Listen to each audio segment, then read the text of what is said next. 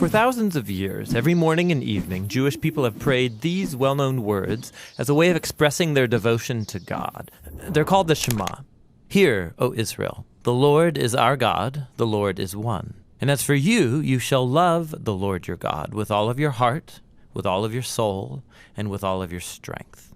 We're going to look at the third key word in this prayer, how Israel is called to love their God. But what does that mean? Love is a very common word in most languages, as it is in ancient Hebrew. It's pronounced ahava. It most basically refers to the kind of affection or care that one person shows another. It sometimes describes physical affection, like the king of Persia's love for Queen Esther. But there are other Hebrew words that more specifically refer to physical desire or sex. Ahava is more broad.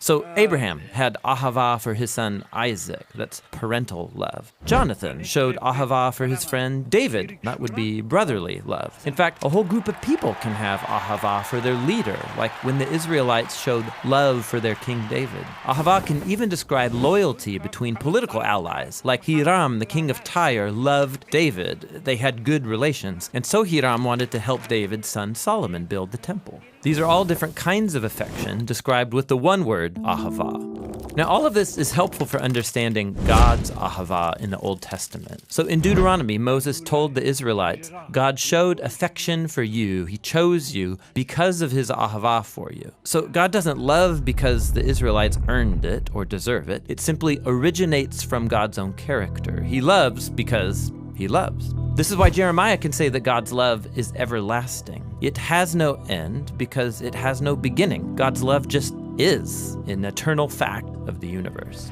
And God's love is not a duty, it's a genuine feeling, an affection that God experiences. This is why the prophet Hosea compares God's love for his people to a husband's ahava for his wife, or to a parent showing ahava for their child. It's one of the strongest things that God feels. But that doesn't mean that God's love is just a feeling. God's love is also in action. It's something God chooses to do. Like when Moses says, because of God's ahava for your ancestors, he brought you out of Egypt with great power.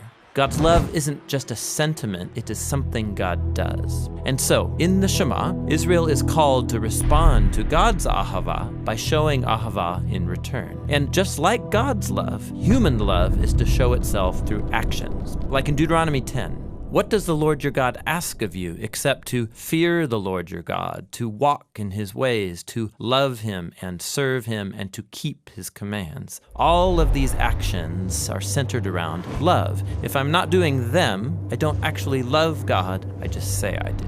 Which leads to one last thing. In the Old Testament, I show my love for God by how I treat the people around me. In Deuteronomy, we read that God defends the cause of the fatherless and the widow, and he shows ahava for the immigrants among you, giving them food and clothing, and so you also show ahava for the immigrant. So the people are to imitate God's ahava by showing ahava for others. This is the idea underneath the famous line, you shall ahava your neighbor as yourself. And so at the end of the day, all of this is rooted in God's own eternal ahava. Like we read in the New Testament letter of 1 John, we love because God first loved us. And that's the Hebrew word ahava.